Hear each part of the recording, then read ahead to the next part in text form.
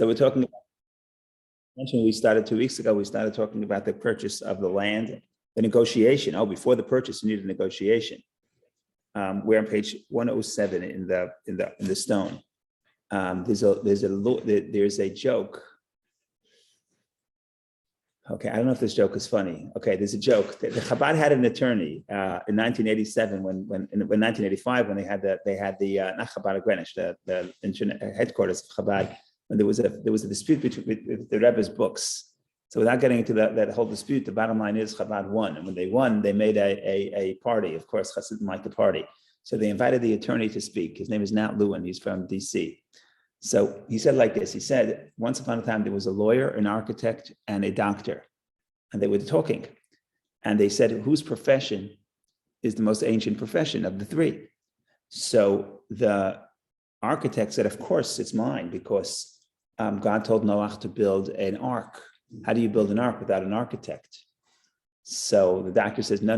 We have to be earlier, because Adam and Eve was taken from Adam. God put Adam to sleep and took a part of him and built Eve. So you needed a surgeon.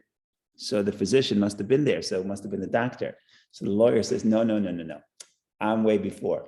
If you go to the second verse of the Torah, it says, and the earth was tohu vavohu. Tohu vavohu is empty and chaotic. It says, who could create tohu vavohu other than the lawyers?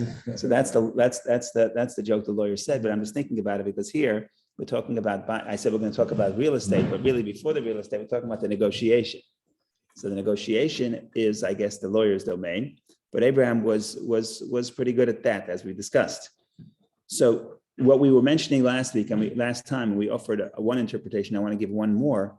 Is that this strange tension here, where on the one hand, it seems that the local people of the region of Hebron, where Abraham wanted to bury Sarah, they were the people of Chet, that was the name of the tribe. They were very happy to give Abraham a place for burial, wherever he wanted. They were very happy to do so. It seems that they were somewhat reluctant to sell. And Abraham keeps saying, please listen to me, let me buy. They're saying, no, we insist, we're going to give you the land. You could take any piece of land you want. We don't want to take your money. So the conventional reading is that, well, they just want to be nice to him. They don't want to cash the check. But already the early commentators, the classic commentators, Maimonides and others, they say, no. There's a much deeper conflict going on here. It's not that they're so nice that they don't want to take his cash. That's not what's going on here. They don't want to sell. Why? Because selling is a political statement, as we mentioned last week. And this is from Ramban and others. Basically, in those days, they would not sell a burial spot to an outsider. They had a communal burial place for all the outsiders, for all the Gerim, for all the people who were not natives. But to have an estate for burial, which means you'll be buried there with your family, that was reserved specifically for the locals, for the natives who had a claim to the land, not for the people who are sojourners. And you'll see in a minute that when Abraham starts his conversation, he says, I'm a sojourner. I'm a sojourner, but I'm a settler, right? He talks about both. In other words, I'm a sojourner. I don't belong here, but I settled here. So when he says, I want to buy, it's not just, it's not just a real estate transaction. It's much deeper. It's asking for their permission, for their recognition that he belongs in this land. And that's why they're reluctant to do it. But even before they're reluctant to do it, that is why the conversation happens. He's trying to buy one piece of land from one person, but the conversation happens in the presence, and in the language of the Torah, it keeps saying it, be'aznei, in the ears of all the children of Chet. I'm trying to buy a piece of land from you. Why do I need the entire town hall involved? Because you need their permission. Because that was the zoning. The zoning was that we have a deed restriction. You can't sell to an outsider a burial spot. And he needs permission for them to accept that he belongs here. And that's the conversation. So now everything shifts. It's not just that they're so nice to him, but he's making a big demand. He wants recognition from the people that he belongs here. Eventually he gets it. But that's the tension. Go ahead, Seth. I thought he did it because when you pay for something, then you do belong there. Right. And that was his logic. But you're saying... I'm saying it's more than that. It's much more than that, because when I pay for a piece of land, I'm paying for the usage. When I pay for a burial spot, when they sell a burial spot, what does a burial spot mean? Burial spot means I'm going to be buried here. My children are going to be buried here. If my children travel away, they're going to come here to visit me on my yard site, right? So they're going to come back. A burial spot is multi-generational. A home, I could buy a home because I want to be here for 2 decades. Then my job will move to California, so I'll sell my home, I'll go somewhere else. But it doesn't work with a burial spot. If I bury my dead here, I'm not gonna move them when I move, right? So you're right that it's true about any sale, but that wasn't the land. They would allow you to buy land. It wasn't a deed restriction. You're not allowed to sell land to an outsider. They weren't like that. They were they would allow you to buy land for use. You said later on down the road, they would have something on us, sort of saying. Oh, so we said that now they complain. The Medrash points out the irony that there are 3 places that the Gentiles have a claim that we don't own. The biggest claim is against Temple Mountain. Today, there's a whole thing in Israel because today is Jerusalem Day, and there's a whole. They have this tradition where they march in the streets of Jerusalem with flags, and the Arabs are not happy, and it's a whole thing. And last year they canceled it, and they said they didn't. Bottom line is Temple Mountain is theirs. That's their claim. Plus Hebron, they claim is theirs, and the tomb of Joseph. And the Medrash points out, not today, I'm not talking about 2021 or the 20th century. This is going on for years, for generations. The Medrash was written 2,000 years ago. And here the Medrash says the irony is that those are the 3 places where it says explicitly that our ancestors paid for the place with cash. In other words, it's not just ours because of conquest, which conquest is a legal form of acquisition. So it's not just ours because of conquest, but in addition to the conquest, we also paid for it. So we have the deed. So it's just ironic that the Torah, that the places where are going to be the most contested because the most holy places, the Torah made sure to give us the deed, right? So here it is. They say a story with Ben Gurion that there was some, I forget already which commission, but there was some commission from the British that came to figure out what to do with the land of Israel. I don't know, in the 30s, the 20s, I don't remember. So you have to testify before the commission, and before you testify, you put your hand in the Bible and you take an oath. So they interview the Arabs and the Jews. So the story is told that one of the commissioners told Ben Gurion, he said, I don't understand. He says, well, I asked all the Arabs that came to testify before the commission, I asked them, where you're born? They say Palestine. All the Jews that come before the commission, ask them where you're born. They say Romania, they say Russia. So what's your connection to the land? And without missing a beat, he picks up the Bible. Because they had the Bible, they gave him a Bible, take the oath, right? So obviously they honor the Bible because they wanted to take an oath in the Bible. So he lifts it up, he says, it's right here. This is my deed, right? So the places that are the most contentious, the Torah actually recorded that we have the bill of sale. Okay, so that's just from the big historic perspective that was lasting for 2,000 years. But the idea that this is not a simple, the point is like this, if it's just a transactional, just a simple transaction, why does the Torah give us so many verses? We have this discussion, verse 4, from verse 4 to verse 16, okay? That's a lot of space for a real estate negotiation. So it must be, you could say, simple interpretation is, well, the people, they honor Abraham so much, they don't want to accept his money. And he wants to show that you shouldn't take gifts if you can, you should try to pay for the stuff you have. Okay, that's a beautiful thing. But other commentators, like I said, like Maimonides is one of them, but others say that as well. They say, no, there's a deeper tension here. Deeper tension is that they're giving up, they're not just allowing the sale, but they're giving a recognition that you belong here. And that's with any sale. And that's why whenever you try to buy land, there's going to be some tension. I'm not alluding to anything specific about this town. No, if you think so, it's only because your imagination is going places. I'm not alluding to that. But the reality is, how much more so a burial spot. And the language is achuzah. Achuzah is an estate for settling there. And that's multi-generational. That's the point. So that is what we said last week. Now we're trying to give a little bit of another twist. A similar idea, same tension.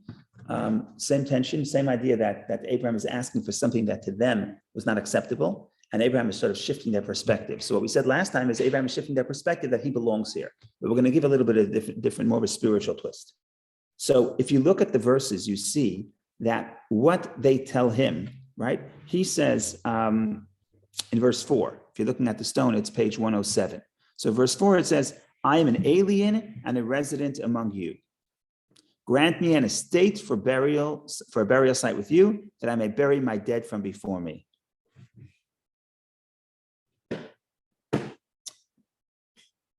The children of Chet, verse 5, and the children of Chet answered Abraham, saying to him, hear us, my Lord. You are a prince of God in our midst. In the choicest of our burial places, bury your dead. Any of us will not withhold his burial place from you, from burying your dead. In other words, they say, take whatever you want. And you know what they say? They say, Nasi Elohim. Nasi Elohim is a very nice compliment. They say, you are prince of God. Literally, Nasi is a leader. Right? Nasi could be the leader of the Jewish people. In modern Hebrew, a president is Nasi. Nasi comes from the word uplifted. You're the leader. You're lifted up. You're above everybody else. You're a prince of God. You're a leader of God. So they honored and they respect him. We'll give you any piece of land you want. And they say, and Abraham basically says, no, if you want to do this, I want to buy it. Look at verse 9, etc. And again, Ephron says, no, he'll give it. And eventually he concedes and he says, okay, I'll take your cash. Oh, by the way, I also want 400 coins, which was an astronomical sum, but Abraham paid it. So that's the words they use, Nasi Elohim. So what I'm going to say now is a little bit more contemporary. I haven't seen it in the classic commentators, but other people say it, so it's interesting. The other way to look at the story is he's the priest. He's the Nasi Elohim, Prince of God.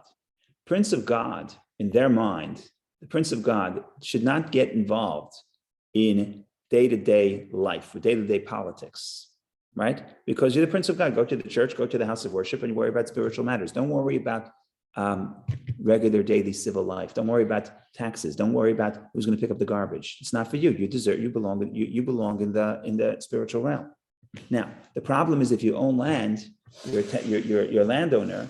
At least in those days, you're a landowner. You get a vote, right? Here you see there was democratic. When they wanted to sell land, they all came to the gate, the Shar Ha'ir, they came to the gate of the city, and Abraham has to negotiate with everybody, right? So if you're a landowner, then you get a say, you get a vote in what happens in society. If you get a gift, okay, you got a gift, you can bury your dead, you can live here, it's fine. But nobody has to consider your input about how you think local politics should run. What do they say? They say you're a prince of God. We don't have to sell you land. Sell land, then you're a landowner, then you have a right to vote, and then you're going to start giving your opinions of how things should run. That's not your domain. Your domain is the domain of the spirit. Abraham says, no, you don't understand. In Judaism, a connection to God influences your daily life. And Abraham says, no, I want to own.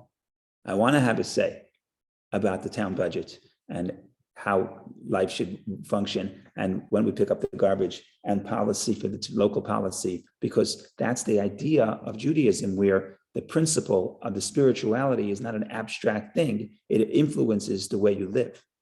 And that's the resistance. And eventually they agree to that point, but it's a big shift because they never had the priest telling you how to live your life. The priest was in the domain of the spirit.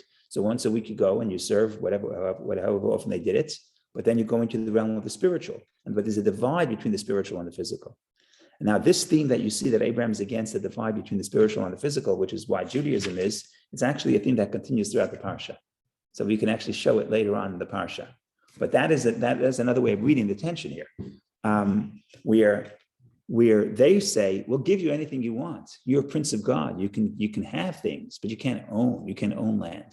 Because if you own land, that means you have a say in how we run our society. And we pay the priest to worry about the spiritual matters. We don't pay him to give us advice on how to run our life, because our life is our life. And the realm of the spirit, our religion, is the religion. And they're two separate things. Now, of course, Judaism is not a religion, because Judaism has no word for religion. Because religion means, modern Hebrew does, but the biblical Hebrew, the word is dat, which is law. We don't have religion, because religion means it's something you do. You have your life, and then you also have a worship. You also have a place where you go to worship. That's religion.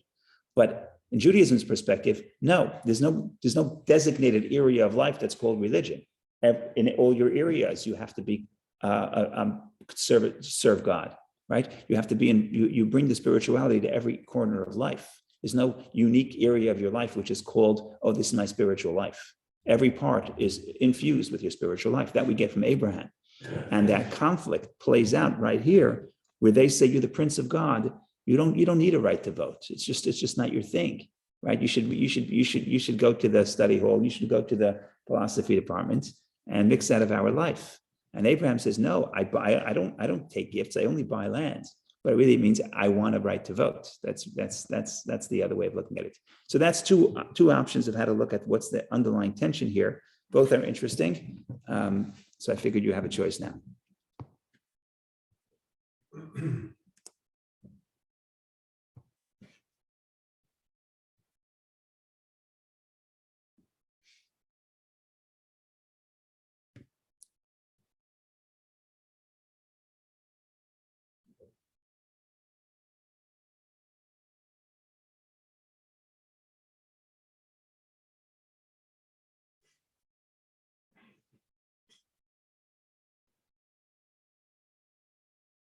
Is that the same as tzedakah?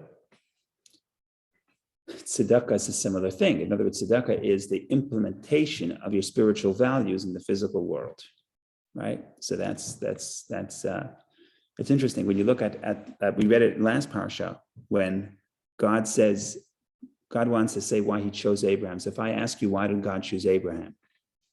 You know, I'm sure he was a nice guy, but why did God choose him? What was so unique about Abraham? So you may tell me what seems the obvious one is because, wow, he was the one who discovered God, according to the Jewish tradition, according to the Medrash. He discovered God on his own. He preached monotheism, taught people about God. That's a wonderful reason to be kind, to choose him and make him who he was. And God says that's why I would expect if there'll be a verse where God says this is why I love Abraham. I would expect that would be the reason. Yet, if you look back before the story of Sodom, when God tells us why he has to tell Abraham what he's about to do to the city of Sodom, because we're buddies, I can't do something without letting him know, right? So there's a whole beautiful verse here where God says, Ki yadai tiva, I know Abraham. In Hebrew, knowledge is meaning intimacy. I'm close to him. I'm friendly with Abraham. Why am I friendly with Abraham? The verse doesn't say because he discovered monotheism. Doesn't say because he preached monotheism. Doesn't say because he risked his life for the presence of God. Doesn't say that. You know what it says? It says like this, verse 19 on page 83. It says, for I have loved him because he commands his children and his household after him. They keep the way of Hashem, doing charity and justice. Nothing about preaching the oneness of God, right? That too, he did that. But for Abraham, preaching the oneness of God, what does it mean, the oneness of God? The oneness of God is not a philosophical idea. The oneness of God means you're going to do charity and justice, because charity and justice is the implementation of the oneness of God. If God is one, then all people are connected. We all have a soul. We're all children of God. Then you do justice and charity, right? Then there's no such thing as me against versus them, where I just protect my tribe against the other person. No, there's justice and there's charity. Justice and charity are two expressions of this notion of the oneness of God. But look, when God wants to say, why do I love Abraham? He doesn't talk about the spiritual idea that Abraham knows God. He talks about the implementation of a spiritual idea. That's the idea. The idea is that Abraham, I don't think that Abraham was the first monotheist. There were people before Abraham that knew God. There were 10 generations of righteous people between Abraham and between Seth and Abraham and Noach. And then you had some righteous people between Noach and Abraham, but they were in the world of ideas. Chanoch, these people were separated from the world. Abraham is the first one. And first of all, he discovers God on his own. Yes, so he was self-taught.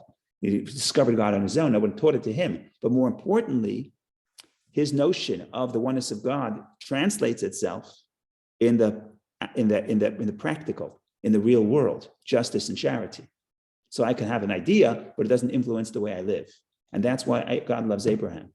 And that tension here, it was a revolution, because people in the business of religion, of serving God, of spirituality, were not expected, were not invited to get involved in how we run our society, people run their society. Now, it's actually very interesting because I didn't highlight this point, but one more point because I opened my notes. I can't remember everything at my age. But in any case, I pointed out Nasi Elohim. They say, you're the Prince of God. Prince is not the perfect translation. Nasi could be prince, but Nasi could also be leader. And Nasi comes from the word uplifted. You're uplifted, you're removed, you're sublime, you're a spiritual guy. Okay, how does the Torah refer to the people? So it keeps talking about Bnei Chet, children of Chet, that's the beginning, right? In verse 3, Abraham rose up from the presence of his dad and spoke to the children of Chet. Okay, children of Chet makes sense. That's describing their tribal identification. But then throughout the land, throughout the conversation, we keep saying, look at verse 7, for example. And then again, you'll have it probably at least once more, but at least in verse 7. Verse 7, then Abraham rose up and bowed down to the members of the council. What? That's what they wrote? What a wonderful translation.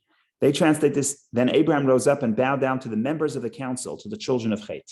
Of course, that's not what the Hebrew says. Hebrew says, Am ha'aretz. What's Am ha'aretz? So in rabbinic literature, Am ha'aretz means an ignorant person. But literally, Am ha'aretz, Am is the nation of the earth. So you have Nisi Elokim. They say, Abraham you're the elevated one of God. We're the people of the earth. We're physical people. We're involved in the material world. You have no business talking to us. These two, the titles, how they title Abraham and how they refer to themselves highlights what's at the root of the dispute. In other words, they're saying, you're the Prince of God, but you have no business in Am Haaretz. You're not the people of the field. You're not the people of the land. We're earthly people.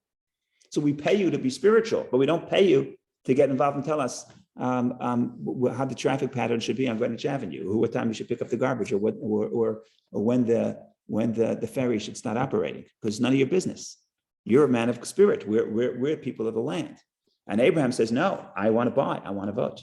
Okay, so that's the tension here, because like Seth points out, charity and justice is Abraham's Abraham's how God praises Abraham, because it's not about that spiritual idea, it's about how that influences who you are, how you live in the physical world. So there's no divide, and this ties into the whole Torah, because the whole Torah is about this notion that there's no divide between the spiritual and the physical. The physical creation is really an expression of the knowledge of God. Now, who says it best? Says it best is Maimonides. And I'm just going to read it to you because we read it yesterday, because we read 3 chapters of Maimonides a day. And yesterday we have one of the most inspiring pieces of Maimonides. And I'm just going to read it to you for a moment, and you'll see what I mean. And this is not a text that any religion could write. That's why I say Judaism is not a religion. Okay, you ready? Here we go. As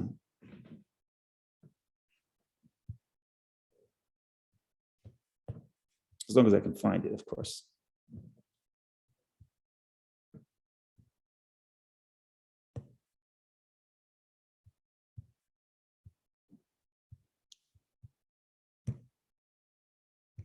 No, it wasn't yesterday, it was 2 days ago. Okay.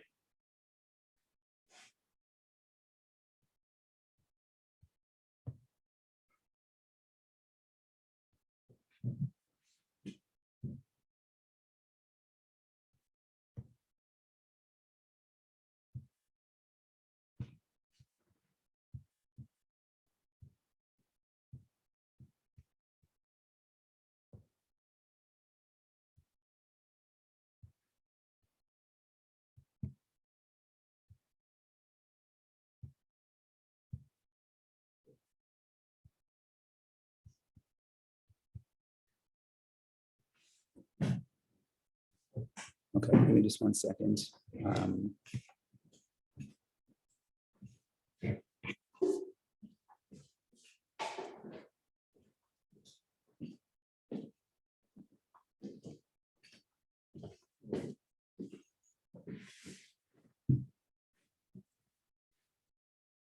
Okay, I can't find it. Maimonides, I feel bad because you could do much better than I. But Maimonides says that you can serve God not only when you study Torah and perform a mitzvah, but when you do business, when you eat, when you drink, when you sleep, when you have intimate relationships. Everything can be an expression of the service of God. Because if you're doing it for a spiritual purpose, it's all the service of God. There is no text in any religion that I know of that would say something like that. It just doesn't exist, because it's telling you it's the opposite of religion. Religion is trying to pull you away from material matters and connect you to spirituality. And here we're saying, no, you can know God in everything you do. So it's an expression of Abraham's idea. And again, that's the tension between Abraham and the people of Chet, because the people of Chet are not used to this kind of language. So it's up to us to make our decision. In our life, we have part of us which tells us, take your spiritual ideas and don't let that get involved in how I want to live my life. That's the people of Chet within ourselves, right? That's the that's the temptation to say, yeah, you have a nice idea, but that shouldn't influence me. And Abraham within you says, no, there's no divide between the Prince of God and the people of the land, right? Because that divide is incorrect. Because what God, the whole purpose of holiness and spirituality is to influence the land. Yeah. Would it be fair to assume that since they bestowed upon him the title Prince of God, that they were somewhat monotheistic and they were not idolaters? Not necessarily. They honored him because even if they didn't agree with what he was doing, but they understand he's a man of ideas. He's a spiritual person. That was undeniable, right? So it doesn't mean they agreed with him, but they certainly honored him as a person of a spiritual connection. Yes. And remember, the idolaters at that point didn't deny that there is an original God, what they would call the God of the gods. So they just say, well, we have more. This God outsources to other powers. So it's not like what Abraham would say. In other words, of course, what Abraham says conflicts with them, but they could honor, I serve a God. Abraham serves the greater God. That's okay. But in other words, they don't have to say they agree, but they say you are in the God business. You are a spiritual person. You're a man of ideas. So we honor that. We respect that. So we're willing to we're willing to give you any place you want to bury your land or to live. What we don't want to give you is the opening to come to town hall and start telling us how to live our life. Because we're the Am Haaretz. We're the nation of the land. You're the Prince of God. What does the Prince of God have to do with the nation of the land? You don't know anything about this, right? Your expertise is not about how to live life. Your expertise is about the afterlife. Okay, so go do your thing. Were they afraid? I think I get the sense that they were afraid of him. Of course. Of Abraham. Of course. And that if they, they tried to hold out, because if they gave in to him, they would really have to be monotheists. They would That's really right. have to change their life. And if they didn't, they would be punished. I don't know if it was punishment, but they would have to change their lifestyle. So honoring Abraham is one thing. Giving him a voice in society is a completely different thing. That means we have to. Why were they afraid of? Because we don't want your ideas to influence. We have our ways. We have our idea of justice, our idea of how we should live, our idea of protecting our tribe at the expense of other people. That's our ideas. You're coming and talking to me about justice, talking to me about kindness. You don't think they were afraid? Of course, they're. I don't know if it was punishment. I think they were afraid to give up their lifestyle. Everybody likes what they do. Nobody likes change. Punishment, I think, is a little bit more. They don't want to change. Why should we change? I'm happy to honor you, but to say, okay, so now you're giving you a say in how I should live my life is a completely different story, right? I'm afraid of that.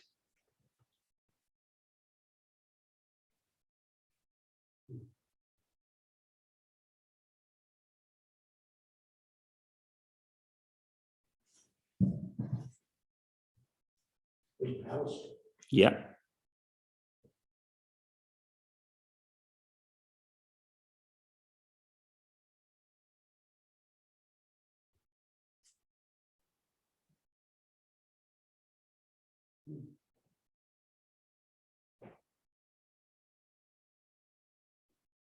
Now, if you want to read the verses subtly, you could see that there's one guy who wants to sell to Abraham.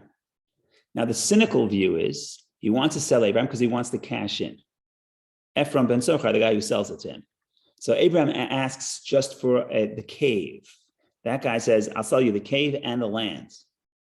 And he says, I'll give it to you for free, but it's cost 400 kesef. The cynical view is that he just wants to cash in. But there is a play on the word. Some people say, this guy gets it. This guy understands that you have to sell land to Abraham. And what we're going to try to show is how Abraham is negotiating with both these people together simultaneously. So you have the town hall. You have all the children of Chet at the gate, because you can't sell to a foreigner without the vote from town hall. Everybody has to agree. So Abraham is bowing to them, talking to them, and he's also talking to this one guy. He's having sort of a side negotiation in their presence, but he's talking two different languages. So I'm going to try to show that. But the bottom line is, going back to our view, that selling would mean acknowledging that Abraham could influence the material world. So some people say there's a play on his name, Ephron ben Tzochar. Okay, so Ephron, what's the root of Ephron? Ephron is afar, earth. Tzochar is like Tzohar, which is light. In Hebrew, have it Tzoharayim, is afternoon, when it means double light. That's when the sun is strong. So this guy's name is Earth, the sun, pun intended, the son of the sun, right? The son of the luminary. Oh, well, this is a very strange name. By the way, you have to know the guy who sold it to him. Yeah, we need to know his name for the chain of title, right? Because we have to be able to say, we bought it. Not that we even know who we bought it from. Okay, we got it. But everything in Torah is precise. But some people say, maybe this guy understands that you can have the earth and you can have the sun, spiritual, and they connect and they can influence each other. In the same person, you can have both elements. So that's just afar connected to aretz? different words. Afar is sort of sand or dust. And aretz is earth. So it's two different elements. Aretz, we talked about it a few weeks ago. We're in the blessings to the promises to the Jewish people. Sometimes it says your seed will be like the children will be like the earth, sometimes like the sand. I think the sand is even lower than earth. Because when you say earth, you could talk about the power of the earth to give produce. But the word afar, sand, it doesn't really have that element, because sand, you can't grow in sand. And sand is the sort of the different particles that are not connected as one. But isn't there a different word for sand? There's chol. Chol is sand. But afar is also a type of sand. Some people say afar is close to afer, which is ashes. So there's different type of sands. So ashes would be worse than sand, right? Because you can't really do anything with ashes. So the bottom line is there's a few words for earth because the soil is all different types of soil. But the bottom line is when you say Adama, earth, you're talking about the part, you're highlighting the part of the earth that's fertile. And that's sort of a higher level than chol or afar. You see what I'm saying? I mean, so that's what we're saying. So he, on one hand, is very low, but on the other hand, he's got the sun in his name. So is Adama above aretz? You mean more spiritual? Yeah, it's a name that highlights a greater element of the earth. Because when you say earth, what do you mean? What are you referring to? You're talking to the fact that it's inanimate? Are you talking to the fact that it has the unbelievable power to give life? They're both true. It's the same element. It's the same earth. The question is, the name highlights what are you referring to? So when you talk about Adama, you're highlighting the fact that the earth can give produce, the source of life.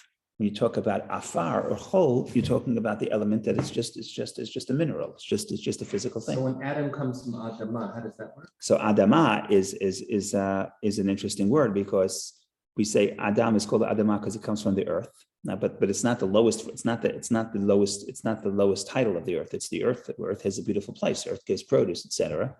But then there's the Kabbalistic idea that Adam comes from two words. It comes from Adama, which is earth, but it also comes from the word. There's a verse in Job, Adameh. I will be similar to the one above.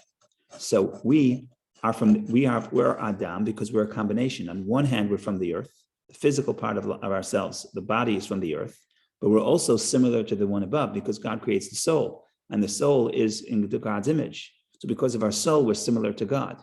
So what are we? We have one name that highlights two extremes because that's what the human being is. The human being is the hybrid between heaven and earth, between Adama, earth, and Adamele Elyon. I'll be similar to the one above. So we have a name that captures both of those points.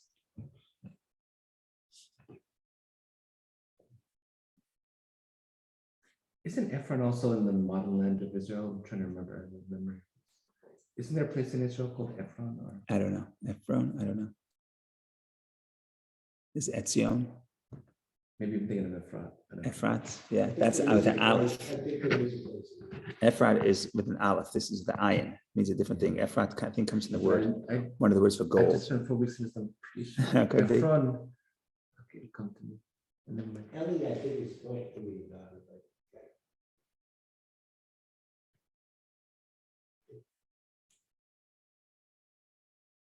and what does Het mean again? Is the name of the tribe. I don't know if there's an inner meaning. I don't know.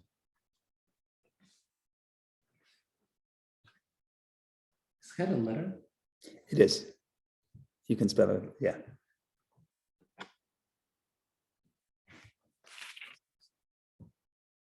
What number is Chet? 8. So there's a Kabbalistic connection there. I'm sure there is. Do I know it? No, not yet. Okay, just a little bit. I don't want to spend too much time on this negotiation. Just one more short little point. Just to read the flow of this negotiation here. So the first thing they told him, if you look at verse 5, right? So in verse 5, the people of Chet tell Abraham as follows. And the children of Chet answered of Abraham, saying to him, "Hear us, my Lord, you are a prince of God in our midst, and the choicest of our burial places we bury your land. Any of us will not withhold his burial place from you, from burying your dead." So they came out with a decision that's binding on everybody, right? It was democratic rule. They said none of us will withhold our place. So basically, any child of Chet, Abraham wants their land, Abraham will get their land, not to buy, but to get, right? So that's a statement that's binding on everybody. So what does Abraham say? So basically, Abraham says, I'm going to skip to verse 7, go to verse 8. He spoke to them saying, "If it is truly your will to bury my dead from before me, heed me and intercede for me from Ephraim, son of Tzochar. Let him grant me the cave of Machpelah, which is his on his edge of his field. Let him grant it to me for its full price in your midst as an estate for burial sites." So Abraham says, I want to pay full. I want a burial estate, which means I want you to accept me here, as we discussed. But he mentions the name. Now, Ephron has really, the one we read the next few verses, Ephron doesn't want to give it. He wants to sell it because he wants the cash. Ephron has no choice because Ephron is a member of the people of Chet. And the people of Chet just said that none of us will withhold our land. He can't get up and say, "Oh, I'm not giving my land." There was just a decision. There was just a communal decision that everyone's going to give the land to Abraham. Ephron is not part of that. I mean, he has no choice. And that's why you're going to see here, what happens here is Abraham understands this dynamic, that Ephron is honoring the people of Chet. He can't go against them, but he doesn't really want to give it. So now you're going to see that Abraham starts addressing both of them, both these two elements. So now Ephron was sitting in the midst of the children of Chet, and Ephron, the Chetite, responded to Abraham in the hearing of the children of Chet, for all who come to the gates of his city, saying, what do you have to say that Ephron spoke in the hearing, in the ears of the people of Chet? Just say Ephron was there. We know all the people of Chet are there. So this leads us to say the only reason Ephron is saying what he's saying is because the people of Chet are listening, right? It was just a town decision. And then Ephron, because everybody's there, what is he going to say? He says, in the ears of everybody else, he says, you can have my land. What does that imply? If nobody else would be here, I don't want you to have my land. So Abraham understands the subtlety, right? So he says, no, my Lord, heed me. I have given you the field as for the cave that is in it. I have given it to you. In the view of the children of my people, have I given it to you? Bury your dead. He keeps saying, oh, the people, in the presence of the people of my city, I'm giving it to you. By the way, he throws in a bigger element. Abraham wanted the field. Abraham wanted the cave. He says, I'll give you the cave and the field. What is he trying to do? He knows if Abraham buys, he'll buy the field as well. He get more price. The field itself was not valuable. So he just threw that in, right? So he's a good lawyer. You're the lawyer, they ask you to write the document. So you ask me to buy this, okay, I'll throw in I'll throw in the field as well. And eventually you can charge more. So that's exactly what he did. In the early stages of negotiation, he threw in the field. Nobody asked you for the field. No, I'm giving you the field. Why? Because he suspects that Abraham wants to buy. Okay, but you see here what's happening here. He keeps saying this is in the presence of the people of the children of his people, meaning he himself is bound by their decision. So what does Abraham do? Verse 12 is interesting. So Abraham bowed down before the members of the council. He spoke to Ephron at the hearing of the members of the council, saying, he bows to the council, and then he tells Ephron, let me buy it from you. And that's what he says. He tells Ephron, he spoke to Ephron in the hearing of the members of the council, saying, rather, if only I would heed me, I give you the price of the field, accept it from me, and then I bury my dead there. And Ephron gives them the price. So Abraham, after Ephron speaks up, Abraham does two things. He bows to the people of Chet, and he speaks to Ephron. Okay, he's doing two separate things. So in other words, he's honoring the fact that that Ephron is bound by the people of Chet. And that's why he's honoring their decision, which is why Ephron is talking to him to begin with. But then he says he understands what Ephron wants. And then he says, you know what, between me and you, let's cut a deal. And that's exactly what happens where it says, keep saying, Abraham heeded Ephron. Look at verse 16, for example. Vayishma Avram el Ephron. Abraham listened, heard Ephron. Now, Ephron in verse 15 says, take it for free. It's worth 400 shekel. Take it for free. Abraham listens to Ephron and gives him the cash. How does it say he listened to Ephron? He did exactly the opposite of what Ephron said. So Vayishma Avraham al Ephron. Abraham heard Ephron. In biblical Hebrew, hearing is understanding. Abraham understood what Ephron was saying, what Ephron meant. He understood that what he's saying is not what he really means. He says, it's worth $400, 400 gold coins, silver coins. I'll take it for free. So you could look at the words, or you could hear what he's really saying. What he's really saying is you put out a price. So Abraham listens to Ephron, hears what he's saying, and he gives him the cash. So Abraham is he's very conscious of the various streams of what's happening here. There's the people of Chet, who you have to bow to and honor them because they said basically everyone will give you land. So that's a binding resolution. So he honors them. Then he negotiates with Ephron because he wants to buy it. And then when Ephron says something, he doesn't listen to the words, he listens to Ephron. And even though the words say, I don't want your cash, Abraham listens to the words and he says, here's the money. So whenever you're in negotiation with somebody, you have to understand that what they say and what they mean is two different things. And don't worry about what they say. You have to really figure out what they really mean. What do they really want? And when you figure out what they really want, you're better negotiated. Because bow down after they gave permission or before? It's interesting. They never really agreed to. They did not agree. They did not verbally say, yes, any of us will sell it to you. They did not agree. But they were present at the sale. The sale happened in the presence of all the people of Chet. So they agreed in their silence. There was no protest. Because they may not have agreed. If he didn't bow down, maybe they wouldn't have agreed. He bowed down to them because of what they said, which is that we'll all give it to you. So he honors that. Now, the Torah also emphasizes that the personal sale that happens between Abraham and Ephron is in the presence of the people of Chet, which means nobody protested. So whether they agree or not is less important, right? If I buy a house and my neighbor's happy or not is less important. If they're silent, then they agree. Because if you want to protest, now is the time to protest. So Abraham, they can't come tomorrow and say, oh, Abraham just bought it from a single guy, but none of us agreed. No, everybody was silent. It was in the gates. The gate was basically the town hall. They accepted it. I don't know if they were reluctantly accepted, but they accepted. So that is the story of Abraham buying the field, and he gets the field and he gets the cave. And that's where Abraham buries his wife. And that's the end of the chapter, verse 19 and 20. Okay. Yeah. He certainly, I don't know if the Torah emphasizes it, but he certainly would need access to the field to get to the cave, because if he was denied access to the field, he might not be able to get to the cave. Right. You can buy a path. You can buy a path to say you have to get the whole field. So the people, the one way to read it, maybe there are other ways. You could say that Ephron is more generous, but it's hard to say that Ephron's giving the field because he's generous, because he's charging a lot.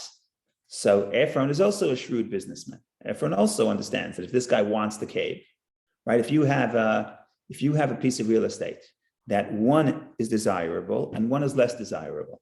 So for you'd rather sell them both together, right? And then you can charge for both, as opposed to selling the desirable part, breaking it up and selling the desirable part. The undesirable part is never going to sell. So Abraham is shrewd in the sense that he knows what he wants to achieve, right? He knows he wants to buy. He's very conscious of what he wants to do, and he negotiates and he insists and he asserts himself and he gets what he wants, right? So in that sense, Abraham is I would say, I don't know if shrewd is the right word. Maybe shrewd is a negative word, but he's on the ball. He's not. He's aware. Ephron is the same way. Ephron knows what he wants. He wants money. He wants a good real estate deal. And Ephron got what he wants. He got rid of his field also, because the field, Hebron is not a very fertile land. Hebron was designated for burial because the land wasn't so fertile. It wasn't so fertile, and therefore what they would do there, they actually raised sheep there. They raised cattle there, because to graze the animals, you don't need the quality of land does not have to be so well. So it was well known that around Hebron and in general in the Judean mountains, that was not the most fertile land. There was wine. Wine was prevalent there, and you see in the blessings of Jacob, and you also see today. But in the hills of Hebron, it was designated as burial because the land wasn't great, And the land, therefore, we know in the Mishnah, times of the Mishnah, that the best sheep came from the Hebron region. The best produce came from the north. So in that sense, the field was not that desirable. He throws it in, he gets himself a good deal. Everybody's happy. Go ahead, Steve. Given that one of the major things Abraham was buying was a voice in the community. Yeah. How did he use that voice? Do we know? Torah doesn't spell it out. Did he vote? What time? We don't know. We know what his values were. His values were not just belief in God, but tzedakah u'mishpat, like we mentioned before, kindness and justice. So how exactly did it play out? I don't think he had the majority vote. So I'm not sure the next day everybody he got the vote and he decided what the tax rate should be and how we divide the taxes. I'm not saying he did or he didn't, but there's no question. So we don't have the details about that. But we know that what selling land meant in that society. Selling land means you have a voice. You have a voice doesn't necessarily mean that people have to listen to you. Because you see this majority rule. Ephron, at least according to this reading, Ephron doesn't want to give it. He just has to because he's in the presence of the city. And there was a majority rule to sell, to everyone has to give Abraham the land. No one will hold back their land. So he has to go along with that. Really, he wants to sell. So he's happy because he wants to sell and Abraham wants to buy. And it's a good shidduch. But you see, he had to accept the majority because that's the government policy. So Abraham has a voice. Does Abraham, how he used it, I don't know. I would have guessed that he used it in the implementation of his ideas of justice and charity. What exactly that means, I don't know. What the tax rate should be if you want to get the perfect amount of justice and charity in your society, I don't know. We discussed this when we discussed the verse of justice and charity, that one reading is justice and charity. Justice also implies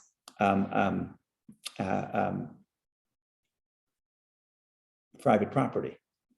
Justice in some sense is because we talked about Sodom and the people of the era of the flood, where the Sodom people thought private property was absolute. Therefore, they're not allowed to give any charity. Giving charity was against the law. It was immoral to share you from what is yours to somebody else because they believe private property is absolute. On the other hand, you had the people of the flood who basically stole from other people. So they did not respect private property at all. And Abraham is in the middle. It's private property. You own, but you have to share.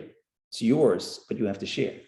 So that's tzedakah mishpat. That's the balance of you have the right to own your own things, plus you have a responsibility to share. So basically, that basically means there has to be a certain tax rate. You get to keep your stuff, but there's a certain rate to give charity. What exactly the balance between tzedakah and mishpat should be? In other words, how high the tax rate should be, or what form of the tax rate probably depends on the people, on the needs, et cetera, et cetera. So I don't know what exactly Abraham voted for what the tax rate should be. But the important point is that he started the conversation, right? Even if they didn't listen to him, but he's got a voice.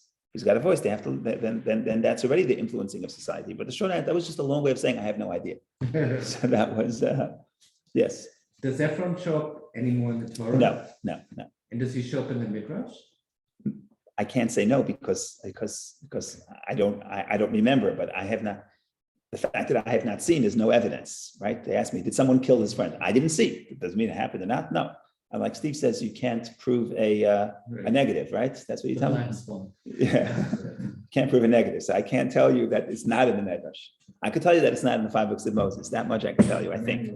That you cannot prove or disprove that there are brown dogs that do not exist. Okay. One more. We have 5 minutes left. A little bit more of the spirituality of what is so important about this spot.